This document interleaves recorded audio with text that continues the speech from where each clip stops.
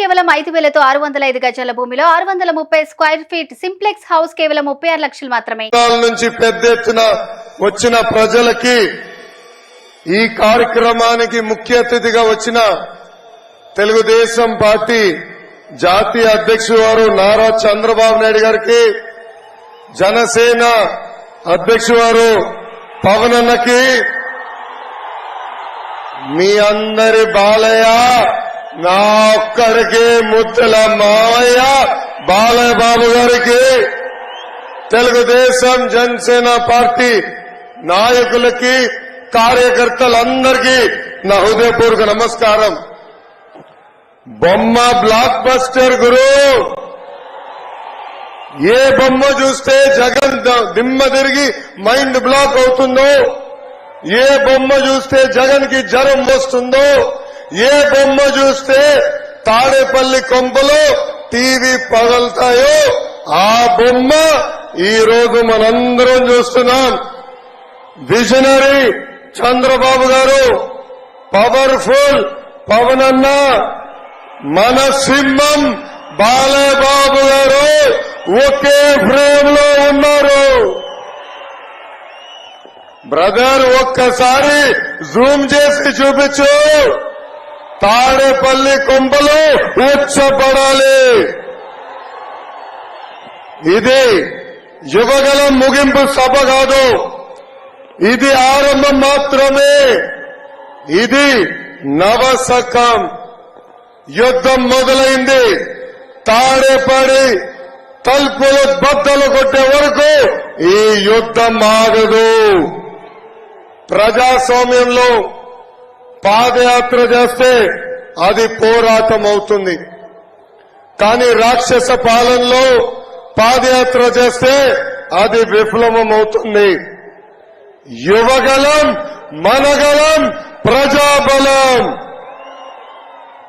ఈ యువగలం నేను కుప్పం నుంచి మొదలుపెట్టా. 226 రోజులు, 97 నియోజకవర్గాలు, 2108 గ్రామాలు, వార్డులు, 3132 కిలోమీటర్లు పాదయాత్ర చేశా. ఈ యువగలం ఆపేదానికి పోలీసులు పంపించారు. అంబేద్కర్ గారు రాసిన రాజ్యాంగం చూపించి ఈ యువగలం ముందరికి సాగింది. ఈ యువగలం ఆపేదానికి ఆనాడు సైకో జగన్ జియో 1 తీసుకొచ్చాడు. ఆ రోజే చెప్పా, జియో 1 మరిచి ఎక్కడ పెట్టుకుంటావో పెట్టుకో, ఈ లోకేష్ తగ్గేదే లేదు.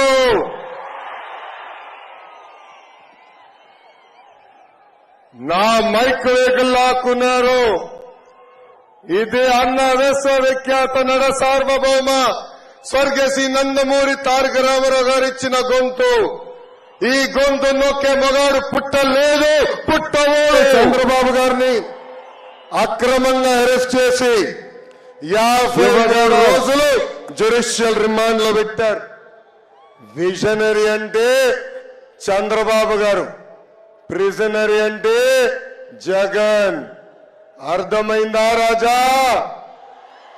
అర్థమైందా రాజా?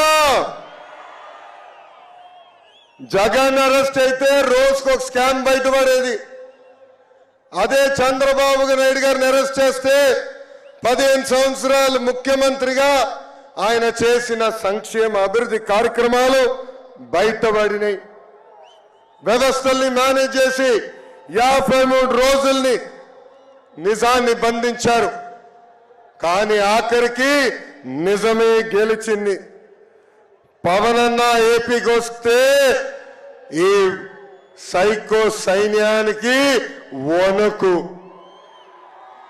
అందుకే ఆనాడు ఆయన ప్లేన్ రాకుండా ఏకంగా లెటర్ పంపిస్తారు.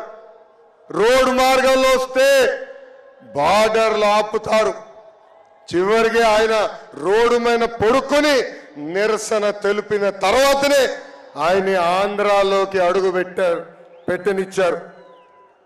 ప్రజాస్వామ్యాన్ని ఈ జగన్ దెబ్బతీశారు. 3 నెలల్లో ప్రజాస్వామ్యం పవర్ ఏంటో మనందరం కలిసి చూపించాలని ఈ సభాముఖంగా ప్రజలు నేను కోరుతున్నా. జగన్ ఈ మధ్యన పదే పదే పేదలకి పెత్తందారు మధ్యన యుద్ధం అంటున్నాడు. 1,00,000 కోట్ల ప్రజాధనాన్ని లూటీ చేసిన వాడు పేదవాడు అవుతాడా? 1,00,000 రూపాయలు విలువైన చెప్పులు వేసుకుని తిరిగేవాడు పేదవాడు అవుతాడా? 1,000 రూపాయలు వాటర్ బాటిల్ తాగేవాడు పేదవాడు అవుతాడా? సొంత పేపర్, సొంత ఛానల్, ప్యాలెస్ ఉన్నవాడు పేదవాడు అవుతాడా అని ప్రజలందరినీ ఆలోచించమంటున్నా. జరగబోయేది జగన్ అహంకారానికి ప్రజల ఆత్మ గౌరవం మధ్యన యుద్ధం. ఈ జగన్ని చూస్తే అప్పుల అప్పారావు గుర్తొస్తాడు. ఎన్నికల ముందర అందరికి ముద్దులు పెట్టి ఒక్క అవకాశం ప్లీజ్, ఒక్క అవకాశం ఇవ్వండి అని అడిగాడు. ప్రజలు ఆశీర్వదించారు, ముఖ్యమంత్రి చేశాడు. ఈరోజు 12 లక్షల కోట్ల రూపాయలు అప్పు చేశారు. ఆ అప్పుకి అయ్యే పన్ను ప్రతి సంవత్సరం 1,00,000 కోట్ల రూపాయలు. సంపద సృష్టించి సంక్షేమం అందించే విజరీ నాయకుడు మన నాయకుడు చంద్రబాబు నాయుడు గారు ఇప్పుడు రాష్ట్రానికి కావాలి. ప్రజల తరపున పోరాడే నాయకుడు పవర్ఫుల్ పవర్ అన్న ఈరోజు రాష్ట్రానికి కావాలి.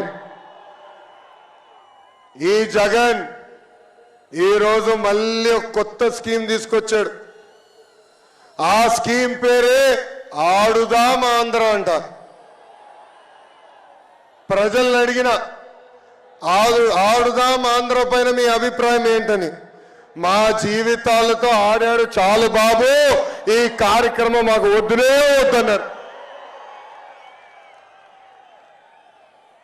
జగన్ ఒక ఐపీఎల్ టీం కూడా పెడతాడంట. ఆ ఐపీఎల్ టీం పేరేంటో తెలుసా?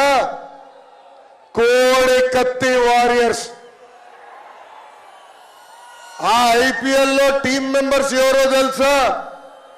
Senior batsmen Avinash Reddy. బాబాయిని గట్టి కొట్టాడు కదా. బెట్టింగ్ స్టార్ అనిల్ యాదవ్, అరగంట స్టార్ అంబట్టి, గంట star Avanthi, allrounder Gorantla Madhav, reel star Bharat, బూతుల star Kodali Nani, pinch hitter Biyyapu Madhusudan Reddy. అబ్బో, ఎంత అద్భుతమైన ఐపీఎల్ టీమో ఇది. ఈ యువగలం పాదయాత్ర నాకెన్నో పాఠాలు నేర్పించింది.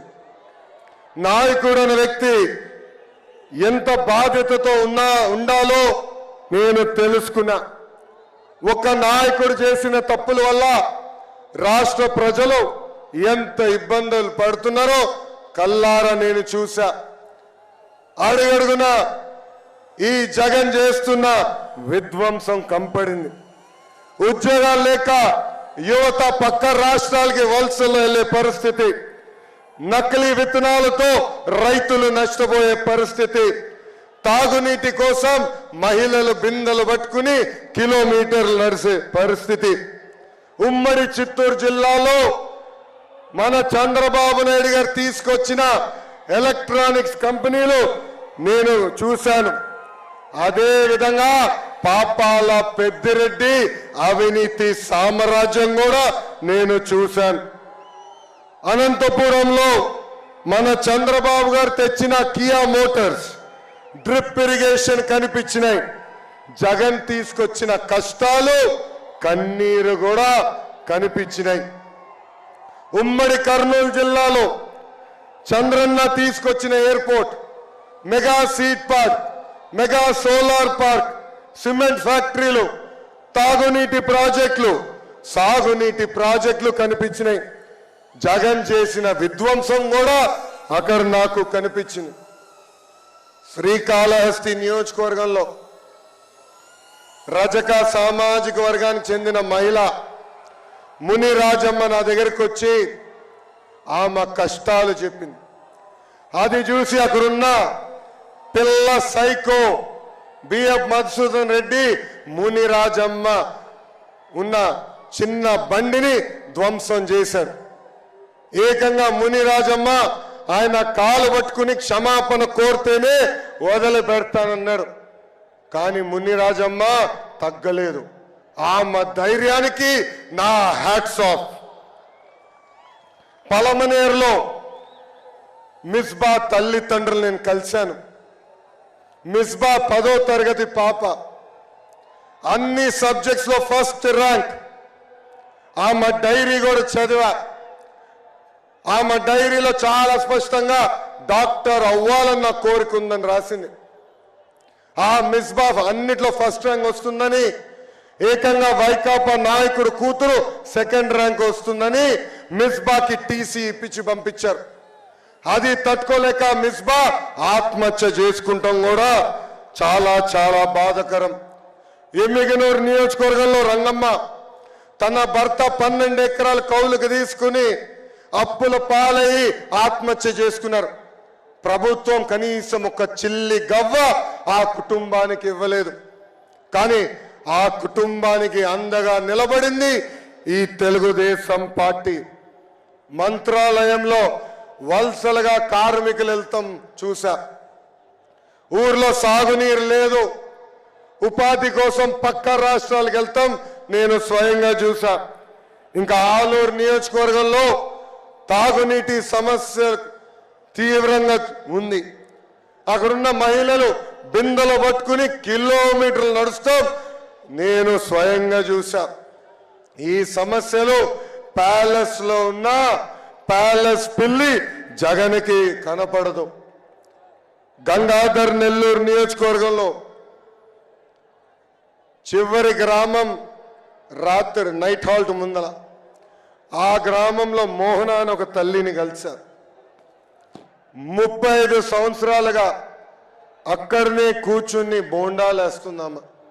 ఆ తల్లిని అడిగా, ప్రభుత్వం నుంచి మీరు ఏం ఆశిస్తున్నారని. అప్పుడు ఆ తల్లి అనింది, 35 సంవత్సరాలుగా రూపాయి జమ చేసి 2 బిడ్డల్ని చదివించాను. ఆ 2 బిడ్డలకి ఉద్యోగాలు కల్పించండి బాబు, నాకు ఎలాంటి సంక్షేమ కార్యక్రమాలు అవసరం లేదని. పెనుకొండ నియోజకవర్గంలో నేను పాదయాత్ర చేస్తుంటే పద్మావతి అని ఒక చెల్లి పరిగెత్తుకుంటూ నా దగ్గరికి వచ్చింది. రా చెల్లమ్మ ఫోటో దిగుదాం అంటే, నాకు ఫోటో అవసరం లేదు, చంద్రబాబు నాయుడు గారికి థ్యాంక్ యూ చెప్పండి అని. ఎందుకమ్మా ఇదంటే, కియా మోటార్స్ వల్ల ఈ రోజు అక్కడ నేను పనిచేస్తున్నాను, నెలకి 30,000 రూపాయలు నేను సంపాదిస్తున్నాను అన్నా అని నాకు చెప్పింది. పద్మావతి చెల్లిని అడిగా, చెల్లమ్మ కియా మోటార్స్ రాకుండా ఇందులో ఏం చేసేవాడిని. నేను ఇంటికే పరిమితం ఉండేవాడిని. ఇప్పుడు ఏం చేస్తున్నామా అంటే, ఇల్లుని నేనే నడిపిస్తున్నా అన్నా అని ఆమె నాకు స్వయంగా చెప్పింది. ఇంకా రాప్తాడు నియోజకవర్గంలో ప్రభాకర్ రెడ్డి గారి పిల్లల్ని కలిసా. 2004లో ఆనాటి కాంగ్రెస్ పాలకులు ప్రభాకర్ రెడ్డిని అతి కిరాతకంగా చంపేశారు. ప్రభాకర్ రెడ్డి గారి బిడ్డల్ని చంద్రబాబు నాయుడు గారు దత్తక తీసుకుని ఎన్టీఆర్ మోడల్ స్కూల్లో చదివిస్తాం జరిగింది. ఆ బిడ్డలందరూ ఈరోజు సెటిల్ అయ్యి అద్భుతమైన ఐటీ కంపెనీలో పనిచేస్తాం కూడా చూసాం. ఇంకా ప్రకాశం జిల్లాని ఏకంగా ఎడారిగా మార్చేశాడు ఈ జగన్. ఒక్క పరిశ్రమ తీసుకురావాలా, ఒక్క సాగునీటి ప్రాజెక్టు పూర్తి చేయాల. ఇంకా గుంటూరు కృష్ణా జిల్లాలో అమరావతి రైతుల్లో పడుతున్న కష్టాలు నేరుగా నేను తెలుసుకున్నా. రాజధాని చంపేసి జగన్ రాక్షస ఆనందం కూడా నేను చూశాను. ఇంకా ఉభయ గోదావరి జిల్లాలో ఆక్వా రంగాన్ని, వరి రైతులని, కొబ్బరి రైతులని, పామాయిల్ రైతుల్ని ఎలా ఈ ప్రభుత్వం నాశనం చేసిందిగో నేను కల్లారా చూశా. గుంతల రోడ్డుల్లో రోడ్ ఎక్కడుందా అని ఎత్తుక్కునే పరిస్థితుల్లో కూడా నేను నడిచా. అందుకే రాయలసీమ ప్రజలు పడుతున్న కష్టాలు చూసి ప్రత్యేకంగా మిషన్ రాయలసీమ అని ఒక డిక్లరేషన్ ఇచ్చాను. పెండింగ్ లో ఉన్న సాగునీటి ప్రాజెక్టులు యుద్ధ ప్రాతిపదికంగా పూర్తి చేస్తాం. హార్టికల్చర్ హబ్ గా, స్పోర్ట్స్ క్యాపిటల్ ఆఫ్ ఇండియాగా, ఆంధ్ర రాష్ట్రానికి మ్యానుఫ్యాక్చరింగ్ హబ్ గా రాయలసీమని తీర్చిదిద్దుతామని హామీ ఇచ్చాము. ఇంకా ప్రకాశం జిల్లాని ఫార్మా హబ్ గా కూడా చేసే బాధ్యత మన ప్రభుత్వం తీసుకుంటుంది. ఆక్వా రైతుల పడుతున్న కష్టాలు నేను తెలుసుకున్నా. ఆనాడు చంద్రబాబు నాయుడు గారు చాలా స్పష్టంగా చెప్పారు, జోన్ నాన్ జోన్ కి సంబంధం లేకుండా యూనిట్ కరెంట్ ₹50 ఇస్తామని హామీ ఇచ్చాం. ఇంకా ప్రజా రాజధాని అమరావతి కూడా పూర్తి చేసే బాధ్యత మేము తీసుకుంటాం.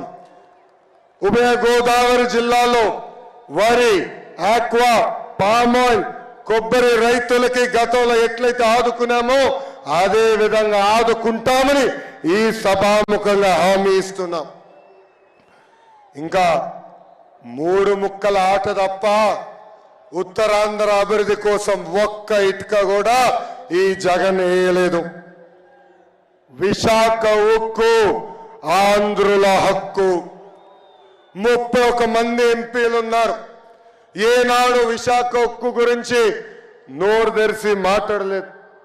కనీసం క్యాప్టెన్ మైన్ ఇవ్వాలని కోరలేదు. అంతెందుకు రాష్ట్రంలో ఉన్న మైన్ కూడా క్యాన్సిల్ చేసింది ఈ ప్రభుత్వం. విద్యుత్ బిల్ని విపరీతంగా పెంచి విశాఖ ఉక్కుని మూసేసే పరిస్థితికి తీసుకొచ్చింది ఈ ప్రభుత్వం. ఇంకా స్టీల్ ప్లాంట్ కి చెందిన వేలాది ఎకరాలు కొట్టేసేదానికి స్కెచ్ చేశాడు ఈ psycho Jagan. Visakha railway zone కావాల్సిన భూములు కూడా ఇవ్వలేదు ఈ ప్రభుత్వం. విశాఖ మెట్రో ప్రాజెక్ట్ ని కూడా నాశనం చేసింది ఈ ప్రభుత్వం. మూతపడిన అన్ని షుగర్ ఫ్యాక్టరీలు తిరిగి తెరుస్తామని ఆనాడు హామీ ఇచ్చింది ఈ జగన్. కానీ ఇప్పుడు ఏకంగా తెరుస్తాం కాదు కదా, అక్కడున్న మెషినరీ భూములు కూడా అమ్మేసే పరిస్థితికి ఈ ప్రభుత్వం వచ్చింది. 8 లక్షల ఎకరాలకి సాగునీరు అందించే సుజల స్రవంతి కార్యక్రమాన్ని, ఇరిగేషన్ ప్రాజెక్ట్ ని గాలికి వదిలేసింది ఈ ప్రభుత్వం. నేను ఐటీ శాఖ మంత్రిగా ఉన్నప్పుడు 15 రోజులకు ఒక్కసారి విశాఖపట్నానికి వచ్చేవాడు. అనేక ఐటీ పరిశ్రమలు తీసుకొచ్చాం. కానీ కోడిగుడ్డు మంత్రి వచ్చిన తర్వాత ఉన్న పరిశ్రమలన్నీ పక్క రాష్ట్రానికి తరలిపోయే పరిస్థితి. చంద్రబాబు నాయుడు గారి హయాంలో ఆర్థిక రాజధానిగా ఉన్న విశాఖపట్నాన్ని ఇప్పుడు ఏకంగా క్రైమ్ క్యాపిటల్ గా ఈ ప్రభుత్వం మార్చేసింది.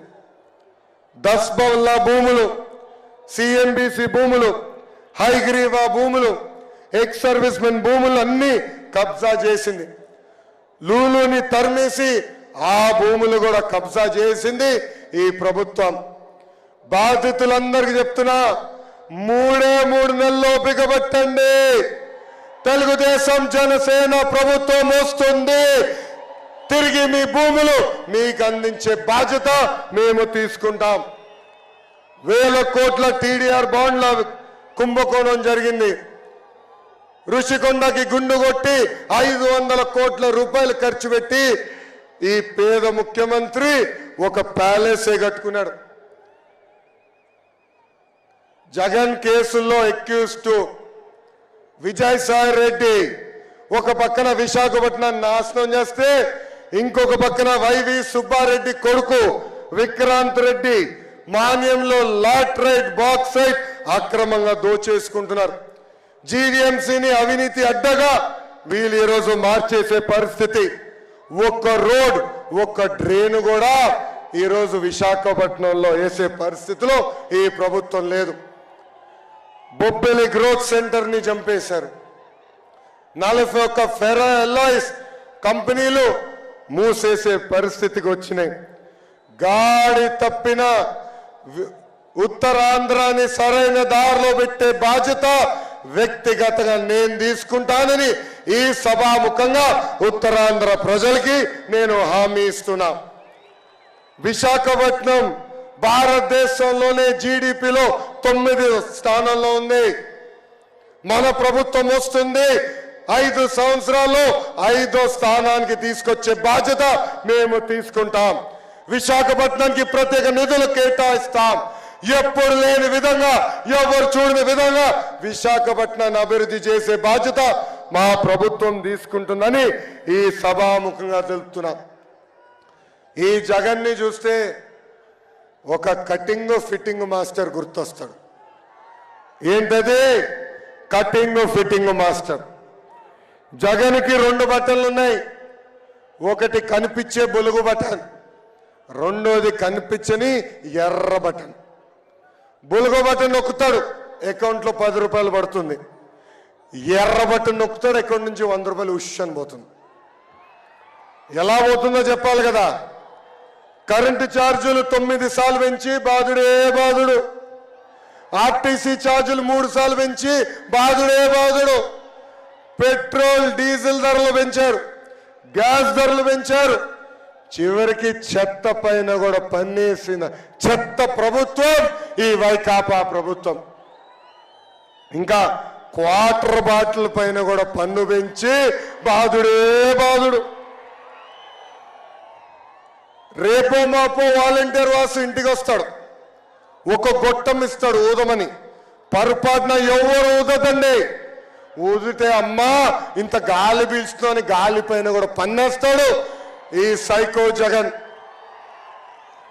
ఇంకా కటింగ్ మాస్టర్ అన్నాను కదా, అన్న క్యాంటీన్ కట్, పండగ కానుకల కట్, పెళ్లి కానుక కట్, 6 లక్షల వృద్ధులకి pension cut, school fee reimbursement cut, PG fee reimbursement cut, drip irrigation cut. ఇలా భారతదేశ చరిత్రలోనే ఏ ముఖ్యమంత్రి చేయని విధంగా 100 సంక్షేమ కార్యక్రమాలు కట్ చేసిన ఏకైక ముఖ్యమంత్రి ఈ సైకో జగన్.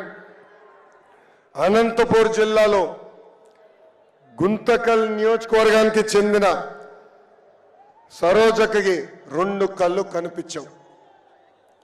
వాళ్ళ బంధు రైల్వే డిపార్ట్మెంట్లో పనిచేస్తున్నారని పాపం ఆ తల్లికి పెన్షన్ కట్ చేసింది ఈ ప్రభుత్వం.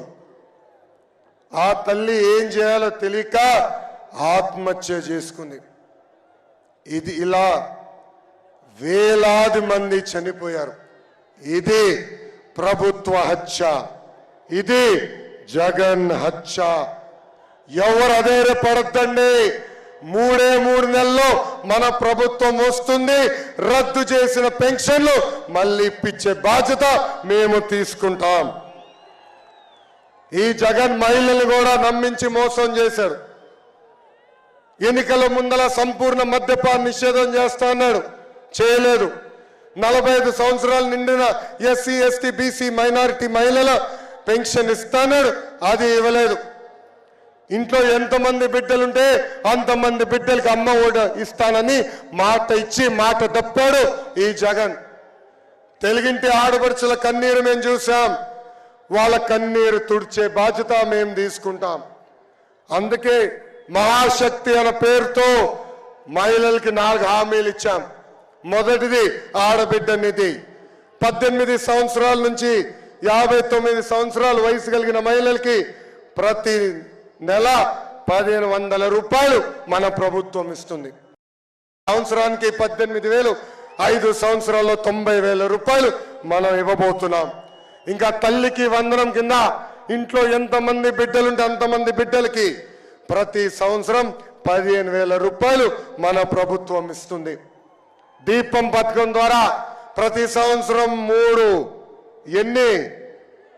ఎన్ని ఎత్తి చూపించండి 3 గ్యాస్ సిలిండర్లు ఉచితంగా మన ప్రభుత్వం ఇస్తుంది. ఇంకా మహిళలు ఆర్టీసీ బస్సుల్లో కూడా ఉచితంగా ప్రయాణించే హక్కు మన ప్రభుత్వం కల్పించబోతుంది. ఇది యువగలం. యువతకు కూడా అనేక హామీలు ఇచ్చి మోసం చేశాడు ఈ జగన్. ఎన్నికల ముందల ప్రతి సంవత్సరం జాబ్ క్యాలెండర్ అన్నాడు, జాబ్లెస్ క్యాలెండర్ ఇచ్చాడు. 2,30,000 పెండింగ్ పోస్టులు భర్తీ చేస్తున్నాడు. భర్తీ చేసింది 0. మెగా డిఎస్సి ద్వారా ఉపాధ్యాయుల పోస్టులు భర్తీ చేస్తున్నాడు. అది గాలికి వదిలేశారు. ఇంకా 6,500 కానిస్టేబుల్ పోస్టులు భర్తీ చేస్తానని హామీ ఇచ్చి మాట తప్పాడు ఈ సైకో జగన్. అందుకే యువతకు చెప్తున్నా, 3 నెలలు ఓపిక పట్టండి. మీ యువగలం నేను విన్నాను. మన ప్రభుత్వం వస్తుంది. 5 సంవత్సరాలు ప్రభుత్వ ప్రైవేట్ స్వయం ఉపాధి ద్వారా 20 లక్షల ఉద్యోగాలు కల్పించే బాధ్యత మేము తీసుకుంటాం. నిరుద్యోగ యువకులు ఎవరు ఉంటే వాళ్ళకి నిరుద్యోగ భృతి కూడా ఇచ్చే బాధ్యత మేము తీసుకుంటాం. ఈ జగన్ పాలన వచ్చిన తర్వాత crop holiday, aqua holiday, power హాలిడేలు ఎప్పుడు లేని విధంగా రైతులు ఆత్మహత్య చేసుకుంటున్నారు. అందుకే రైతులు ఆదుకునేదానికి ప్రతి సంవత్సరం మన ప్రభుత్వం 20,000 రూపాయలు ఇస్తుంది. బీసీ సోదరుల పైన ఎప్పుడు లేని విధంగా దాడులు జరుగుతున్నాయి. 26,000 మంది బీసీల పైన దొంగ కేసులు పెట్టి జైలుకు పంపించింది ఈ ప్రభుత్వం. అందుకే మన ప్రభుత్వ అధికారంలోకి వచ్చిన వెంటనే బీసీలకు ఒక ప్రత్యేక రక్షణ చట్టం మనం తీసుకొస్తున్నాం. అంతేకాదు, దామాషా ప్రకారం ఉపకులాల వారిగా నిధులు కేటాయించి బీసీ సోదరులు కూడా ఆదుకునే బాధ్యత మేము తీసుకుంటాము. డాక్టర్ సుధాకర్ గారి దగ్గర నుంచి కొవ్వూరు మహేంద్ర గారి వరకు అనేక మంది దళితుల్ని చంపేసింది ఈ ప్రభుత్వం. దళిత సోదరులకి రావాల్సిన 27 సంక్షేమ కార్యక్రమాలు రద్దు చేసింది ఈ ప్రభుత్వం. ఒక దళిత హోంమంత్రి నియోజకవర్గంలోనే దళితుల పైన దాడులు జరుగుతున్నాయంటే రాష్ట్ర వ్యాప్తంగా దళితుల పరిస్థితి ఎంత దారుణంగా ఉందో దళితులందరూ ఒక్కసారి ఆలోచించాల. దళితులు చెప్తున్నా, మన ప్రభుత్వం వస్తుంది. మన ప్రభుత్వ అధికారంలోకి వచ్చిన వెంటనే ఆపేసిన 27 సంక్షేమ కార్యక్రమాలు మళ్ళీ మనం అమలు చేస్తాం. ఇంకా గిరిజనుల గొంతు కూడా కోసేశారు. వాళ్ళకి రావాల్సిన సంక్షేమ కార్యక్రమాలు ఈ ప్రభుత్వం రద్దు చేసింది. ఎస్టీ సప్లాన్ పక్కదారు మళ్లించింది. గిరిజనులు కూడా చెప్తున్నా, మీకు రావాల్సిన 16 సంక్షేమ కార్యక్రమాలు మన ప్రభుత్వం ముందరకు తీసుకెళ్తుంది. ఇంకా ఇస్లాంలో ఆత్మహత్య చేసుకుంటాం మహాపాపం. అలాంటిది అబ్దుల్ సలాం, మిస్బా, ఎంతో మంది వైకాపా నాయకులు వేధింపుల వల్ల ఆత్మహత్య చేసుకున్నారు. ఇబ్రహీం, హజీరాబీ, ఎంతో మంది మైనారిటీల్ని ఈ ప్రభుత్వం నరికేసింది.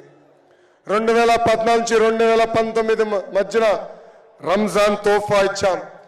దుల్హన్ పథకం ఉండేది. హజ్ యాత్రికుల్ని సబ్సిడీలు కూడా పంపించింది మన ప్రభుత్వం.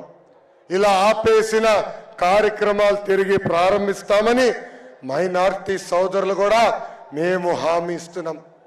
ఇంకా ఎన్నికల ముందల ప్రభుత్వ ఉద్యోగస్తులు కూడా హామీ ఇచ్చాడు ఈ జగన్. వారంలో సిపిఎస్ రద్దు చేస్తాడు. 200 వారాల తర్వాత జిపిఎస్ తీసుకొచ్చి మోసం చేశారు. ఉద్యోగస్తులు తెలుపుతున్నా, ప్రతి నెల 1వ తారీఖు నాడు జీతాలు చెల్లిస్తాం. మెరుగైన ఫిట్మెంట్ అందించే బాధ్యత కూడా మేము తీసుకుంటాం. పాపం పోలీస్ సోదరులు కూడా మోసం చేసిందండి ఈ ప్రభుత్వం. వాళ్ళకి రావాల్సిన టీఏ డిఏ అలవెన్స్ కట్ చేసింది ఈ ప్రభుత్వం. పాపం ఎస్ఐ గారికి 10,000 రూపాయలు కట్, హెడ్ కానిస్టేబుల్ గారికి 8,000 రూపాయలు కట్, కానిస్టేబుల్ గారికి 6,000 రూపాయలు కట్. పోలీస్ సోదరు కూడా తెలుతున్నా, 3 నెలలు ఓపిక పట్టండి, మన ప్రభుత్వం వస్తుంది. అధికారంలోకి వచ్చిన మొదటి 100 రోజుల్లో జియో 79 మేము రద్దు చేస్తాం. జగన్ పని అయిపోయింది. అందుకే ఎమ్మెల్యేల్ని ట్రాన్స్ఫర్ చేస్తున్నాడు.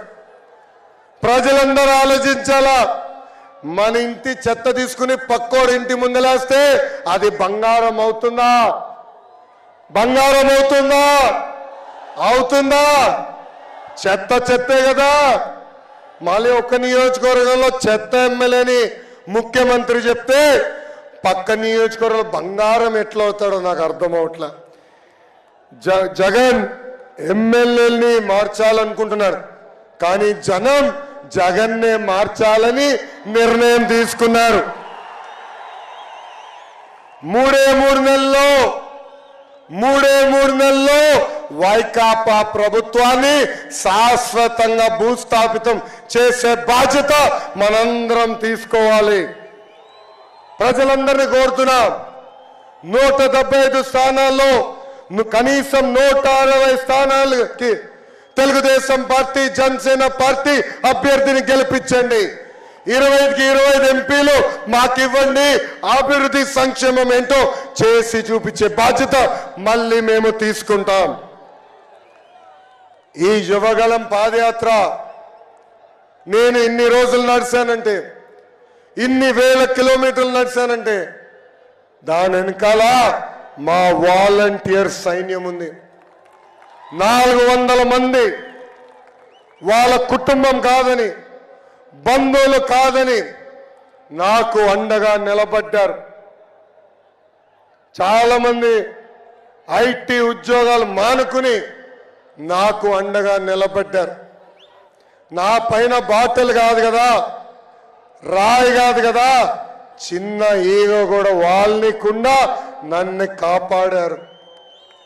అంతేకాదు, ఈ పాదయాత్ర జయప్రదం అయిందంటే దానికి కారణం తెలుగుదేశం పార్టీ, జనసేన పార్టీకి చెందిన కార్యకర్తలు ఆర్నిసలు నాకు అండగా నిలబడ్డారు, నాతో కలిసి పాదయాత్ర చేశారు. మీ రుణం నేను ఎన్ని జన్మలెత్తినా తీర్చలేనని సభాముఖంగా తెలుపుతున్నాను. కష్టకాలాల్లో పవన్ అన్న నాకు ఫోన్ చేశారు. ఆనాడు బాబు గారిని జ్యుడిషియల్ రిమాండ్కి పంపిస్తే నాకు ఫోన్ చేసిన మొదటి వ్యక్తి పవన్ అన్న. ఆ రోజే చెప్పారు, ధైర్యంగా ఉండు Lokesh, we're all with you. Babu garu ఇలాంటి తప్పు చేస్తారని ప్రజలు నమ్మరు, ముందలకి వెళ్ళని చెప్పారు. కానీ బాబు గారిని ఆ రాజమండ్రి జైల్లో చూస్తే చాలా బాధ కలిగింది. బాబు గారు ఉన్న బ్యారక్, ఆయన మొదటిసారి ముఖ్యమంత్రి అయినప్పుడు కట్టిన బ్యారక్, ములాఖాత్ చేసిన రూము ఆయన మూడోసారి ముఖ్యమంత్రి అయినప్పుడు కట్టిన రూమ్. దేవుడు మాకు ఒక పరీక్ష పెట్టాడు అనుకున్నాడు. మనందరి అమ్మ భువనమ్మ మనకు అండగా నిలబడింది. నేను బాధపడి కళ్ళంట నీళ్ళు పెట్టుకుంటే కొండంత భరోసా. వెనకాల నుంచి వెళ్ళు, భయపడొద్దు, ముందలికి నాడు, ఇంటికి రావద్దు, పోరాటం పూర్తయిన తర్వాతనే గడప తక్కువని భువనమ్మ నాకు ముందలికి పంపించింది. ఈరోజు ఇంటికి వెళ్తే విచిత్రమైన పరిస్థితులు ఉన్నాయి. మొన్న తుఫాన్ వస్తే ఒకరోజు బ్రేక్ వచ్చిందని ఇంటికి వెళ్ళా. దేవాంశ్ కూడా నన్ను చూసి ఇంట్లో ఏం చేస్తున్నావు, నడవాలి కదా నువ్వు అంటున్నాడు. అంటే ప్రజల కోసం, ప్రజల తరపున ఈరోజు తెలుగుదేశం జనసేన పార్టీ పోరాడుతుంది. గత 4 సంవత్సరాలుగా ఎత్తిన పసుపు జెండా దించకుండా, మడమ తిప్పకుండా తెలుగుదేశం పార్టీకి కంచుకోటకి కాపలా కాసిన ప్రతి పసుపు కార్యకర్తని కాపాడే బాధ్యత నాది. మిమ్మల్ని నా గుండెల్లో పెట్టుకుంటా. ఏ అధికారులు అయితే చట్టాన్ని ఉల్లంఘించి మన ఇబ్బంది పెట్టారో, ఇదిగో ఎర్ర బుక్కు, వాళ్ళ పేర్లు బుక్ లో ఉన్నాయి, వాళ్ళు వదిలిపెట్టే ప్రసక్తి లేదు. జ్యుడిషియల్ ఎంక్వైరీ చేస్తాం, వాళ్ళని సర్వీస్ నుంచి డిస్మిస్ చేసి జైలుకు కూడా పంపించే బాధ్యత మేము తీసుకుంటాం. ఇప్పుడు కూడా అధికారులు చెప్తున్నా, చట్టాలని ఉల్లంఘించొద్దు, కొంతమంది కోసం చట్టాలని చుట్టాలుగా మార్చొద్దు. తగిన పరిణామం ఉంటుందని ఈ సభాముఖంగా హెచ్చరిక నేను జారీ చేస్తున్నా. ఇంకా చివరిగా మన పవన్ అన్న పవర్ఫుల్ డైలాగ్ ఉంది.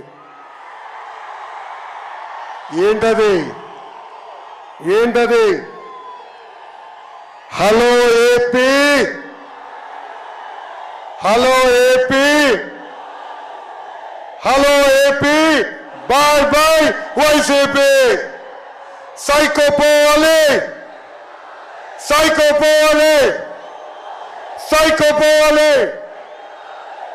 నాకు ఇంత అద్భుతమైన అవకాశం ఇచ్చిన తెలుగుదేశం పార్టీ జాతీయ అధ్యక్షుల వారికి నా హృదయపూర్వక ధన్యవాదాలు తెలుపుకుంటూ మీ అందరి దగ్గర నుంచి నేను సెలవు తీసుకుంటున్నా. జోహార్ అన్న ఎన్టీఆర్, జోహార్ అన్న ఎన్టీఆర్. పవన్ అన్న నాయకత్వం, చంద్రబాబు నాయుడు గారి నాయకత్వం.